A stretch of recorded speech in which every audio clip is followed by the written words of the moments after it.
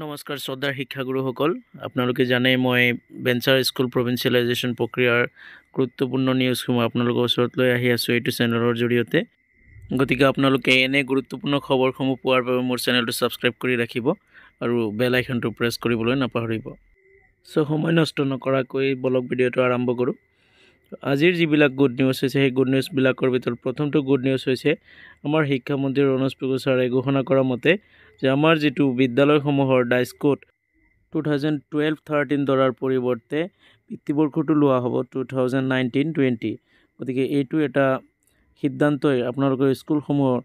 প্ৰভিন্সিয়েলাইজ হোৱাৰ ক্ষেত্ৰত যথেষ্ট সহায় কৰিব পৰৱৰ্তী যেটো গুড নিউজ হৈছে সেই গুড নিউজটো হ'ল অপ্ৰাদেশিকৃত বিদ্যালয়ত শিক্ষকতা কৰি থকা শিক্ষক শিক্ষয়িত্ৰীসকলৰ পদ প্ৰাদেশিকৰণ কৰা হ'ব তৃতীয়তে যেটো সুখবৰ হ'ল হেতু হ'ল বিদ্যালয়সমূহৰ পূৰ্বৱৰ্তী ৰিজাল্টসমূহৰ যিকোনো 3টা বছৰৰ 30% ৰিজাল্ট একেৰাহে দেখাব পাৰিলেই বিদ্যালয়সমূহ প্ৰাদেশিকৰণৰ সুবিধা লাভ কৰিব ইয়াৰ পিছত অষ্টম শ্ৰেণী সংলগ্ন থকা বিদ্যালয়সমূহত ছাত্ৰ-ছাত্ৰীৰ সংখ্যা কিছু পৰিমাণে কম হ'লেও বিদ্যালয়সমূহ প্ৰাদেশিকৰণ প্ৰক্ৰিয়াৰ বাবে যোগ্য বুলি ধৰা হ'ব বলক আমি শিক্ষামন্ত্ৰীয়ে কোৱা কথাখিনি চাই লওঁ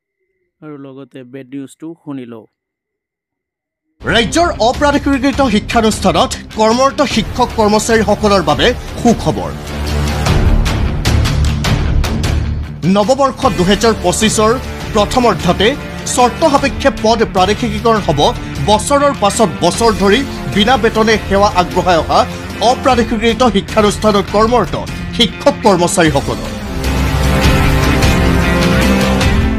অখিল ভাৰতীয় বিদ্যাৰ্থী পৰিষদৰ ৰাজ্যিক অধিৱেশনত অংশ লৈ শনিবাৰে লখিমপুৰত এই ইংগিত প্ৰদান কৰে শিক্ষামন্ত্ৰী ডক্টৰ ৰনোজ পেগুৱে আৰু আমি পাৰ্যমানে চেষ্টা কৰিছো যে এক গ্ৰহণযোগ্য সমাধান আমি উলিয়াবৰ কাৰণে নতুন বছৰটোত মই কিছু ভাল খবৰ আহিব বুলিও আশাবাদী গতিকে মই ইতিমধ্যে সকলোকেইটা শিক্ষক সংগঠনৰ লগত কথা পাতিয়ে আছো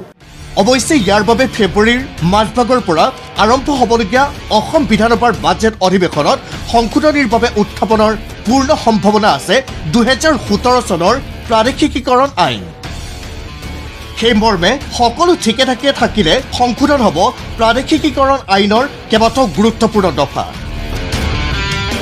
বিশেষকৈ অপ্ৰাদেশিকৃত শিক্ষানুষ্ঠানত কৰ্মৰত শিক্ষক কৰ্মচাৰীৰ পদ প্ৰাদেশিকীকৰণৰ বাবে প্ৰতিখন শিক্ষানুষ্ঠানে 2006 চনৰ 1 জানুৱাৰীৰ পূৰ্বে স্বীকৃতি অথবা অনুমতিপ্ৰাপ্ত হ'বই লাগিব এই ক্ষেত্ৰত কোনো সালসলনি নহলেও ইউডাইছৰ ভিত্তিবৰ্ষ 2012-13 চনৰ পৰিৱৰ্তে 2019-20 চন পৰ্যন্ত বৃদ্ধি পাব পাৰে লগতে প্ৰতিখন অপ্ৰাদেশিকৃত শিক্ষানুষ্ঠানৰ বাবে ইতিপূৰ্বে নিৰ্ধাৰণ কৰা ছাত্ৰ-ছাত্ৰীৰ সংখ্যাৰ পৰিমাণ সংশোধনীৰ জৰিয়তে কিছু পৰিমাণে হ্ৰাস পাব পাৰে লগতে অষ্টম শ্ৰেণী সংলগ্ন হৈ থকা মাধ্যমিক পৰ্যায়ৰ অপ্ৰাদেশিকৃত শিক্ষানুষ্ঠানসমূহৰ ক্ষেত্ৰতো বিশেষভাৱে বিবেচনা কৰিব ৰাজ্য চৰকাৰে